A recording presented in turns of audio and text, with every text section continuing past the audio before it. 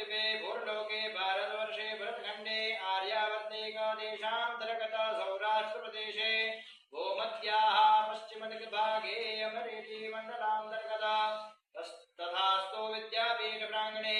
प्रेम मंदिर समीपे यज्ञमण्डपस्थिते विक्रम संवत्सर 2081 शाके एकोनविंशति सप्तचत्वारिंशत् प्रभवादि षष्ठे संवत्सराणां मध्ये वर्तमाने सप्तार्धिनां संवत्सरे श्री रवि दक्षिणायने वर्षाऋतौ महामांगल्यफलप्रदे मासोत्तमे मासे वन्यपवित्रे भगवन्तौ शिवप्रिय श्रावण मासे शुक्लपक्षे पूर्णिमायां शतपुण्यतिथौ अद्य मन्दवासरे एवं गुणविशेषेण विशिष्टायां शतपुण्यतिथौ वडोदरा इति शुभस्थान स्थितवत श्रीमती विमलाबेन पी नायक तस्य शुभजन्मदिन निमित्ते एभिर् ब्राह्मणैः वा ऋषिकुमारैः साहाय्येन मिलित्वा अद्य दिने नित्य